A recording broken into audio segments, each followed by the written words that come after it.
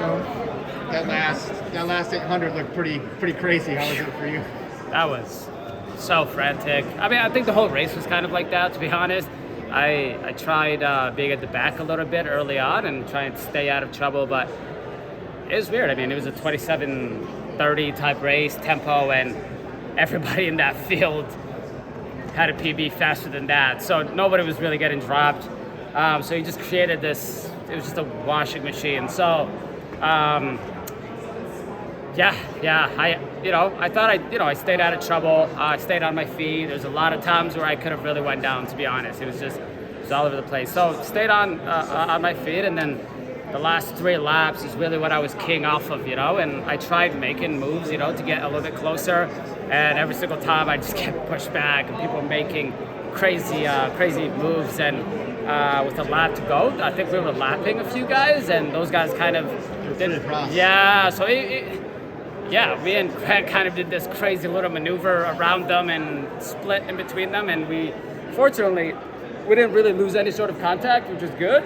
But I wish we were a little bit closer. To be honest, I wish, Grant really finished really, really well, and he drove all the way. I kind of faltered the last 50 or whatever, but positioning matters more than anything, and I think I just didn't put myself in a better position with a lap to go. It looked like early on you and Grant even did you trip each other up at some point? Oh man, there was so many times that I was like, my stride is so long, and people really don't know how to run behind me. So, I mean, I'm shredded, I'm really, really, truly shredded. So it's like, everybody was like tripping me up or spiking me. It's very easy for people to get right underneath me, because it's such a long rake and stride. So there's many times where I thought I almost was going to go down. But fortunately, that didn't happen, and that's the result. You're a regular in the last lap now in the global championships in the 5 and 10. Yeah. Do you feel like your fitness is significantly different one year versus another, or is it just having it that day, peaking at the right time? I think it's just having a day, what I'm saying? I don't know, I remember Tokyo, I didn't really feel great going into the 10K. I woke up that morning and a bit of anxiety, a bit of nervousness, and, the conditions were the conditions, and I was there.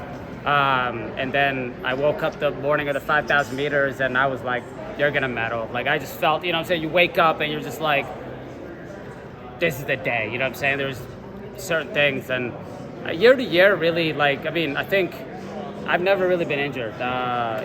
What is it, 17, 16 years of running. I've never had any major injury. So for me, knock on wood. So for me, that's the consistency, and that's kind of what has been helping me get to this level. And I just gotta keep finding, ways to get on that podium. And I know every single championship that I go in, I know I'm not gonna be dropped. And if I put myself in a better position in that last lap, I know I can medal, I know I can win, and that's what it is. You had better results in the 5. Have you ever thought about just running just that fresh? Thought about it, yeah. Last year, actually, yeah. Last year, I almost scratched the 10 last minute. I don't know. I mean, I've run the 5 in Tokyo or in Doha, that was the first race, and I ended up medaling. I ended up doing the 10,000 meters first, and then coming back and medaling in Tokyo. So I don't know. I mean, when you're fit, when you've prepared really well, you can recover really well. So you just got to give yourself chances at getting medals. And I know I'm as good as these guys. I ran 26:30, you know what I mean? But to be honest, all those guys are probably 26:30 or faster, And given the day, I feel like I can get on top. So.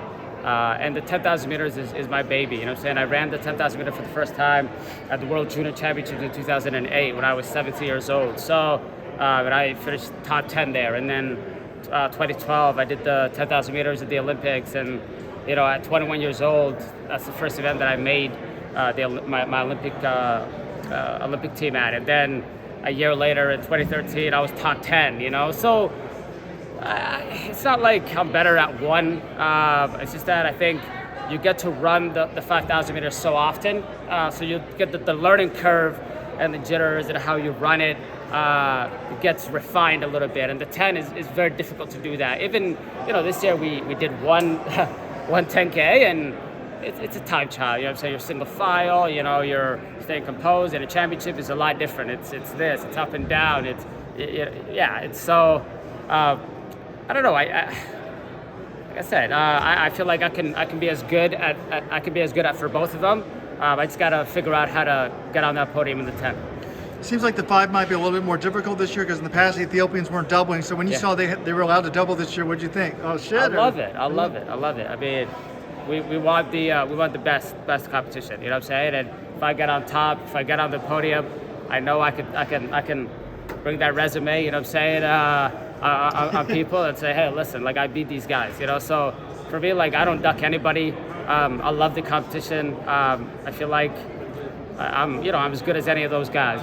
So it's great. It's great. In your head, how do you see that race going? Also with Ingebrigtsen coming up. Yeah. How do you think it it's could go gonna play? anywhere? You know what I'm saying? It could be slow. It could be 12:30. I have no idea. I hope it's 12:30. I don't know. I have no idea how that's gonna go. You know what I'm saying? And but I know we're gonna prepare for it. I know we're gonna show up. And did you get to see any of the marathon this morning? Cam Levins had a big run. Yeah, that was beautiful. What is it? A 2-minute Canadian record. Honestly, like when he told me like way back that he was gonna move up to the marathon, I was like, oh yeah, here comes a 2:05, first marathon, and it took him a while to get there. A lot of injuries, a lot of up and down. He's unsponsored. Hopefully he gets a sponsor, and maybe even get a training group. That was inspirational. That was like that fourth place at a 2:07 is worth a gold medal in Canadian distance running, to be honest. And I took a lot of inspiration from that, and a lot of it's a proud Canadian moment for sure.